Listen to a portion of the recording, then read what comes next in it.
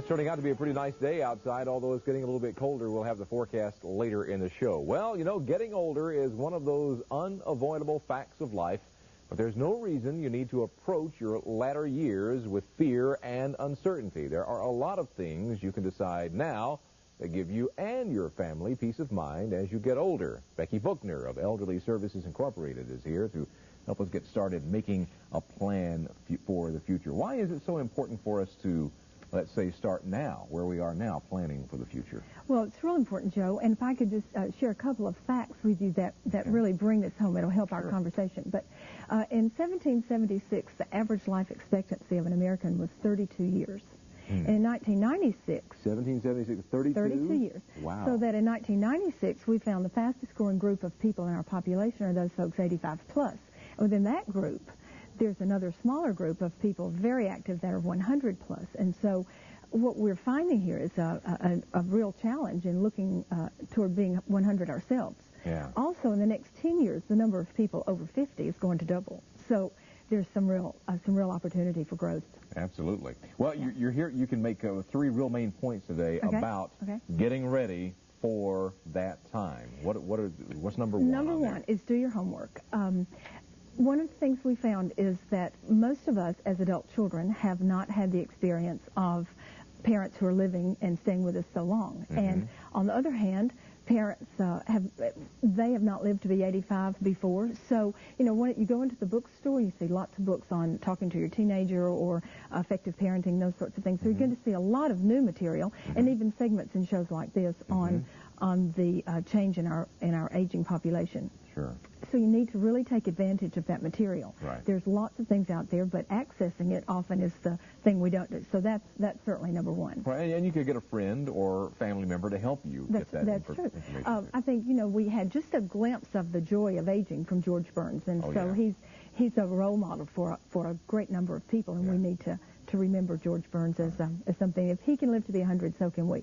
Another very important fact is that assuming we're going to be 100, we can think the first 50 years of our life is we learn how to do it, how to live, what's important, develop priorities. And the second 50 years, if we do our homework, is the time we enjoy what we've learned and put that to our advantage. Yeah. Secondly, planning ahead. Plan ahead. We all hear living wills and trusts and that sort of thing. But what we're encouraging people to do at our company is to plan even closer to now.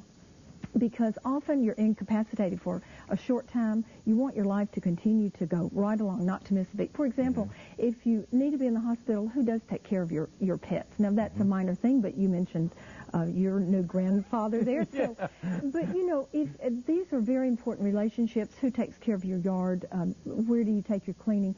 So putting all that information together in a personal planning guide is a wonderful way to start keeping yourself independent at home and in charge of your own life, and avoiding those situations where family members and friends, often with what they think is the best, your best interest at stake, may make decisions that are irreversible when you're back at home again. So planning ahead beyond the notion of wills and living wills and the time when you're at the end of your life, but we've got a lot of time in there to think about. And the third point on that list, you don't have to do it by yourself. You don't. And often, you know, we have no trouble contracting with folks to cut our grass, to wash the car, to babysit our children. But when it comes to our roles as adult children or as older Americans who may not be too comfortable to drive in the national traffic, they still want to go to the doctor by themselves, they still want to go to lunch at the mall, do all of those things that make life meaningful, keep them engaged and active and a part of what makes life what it is.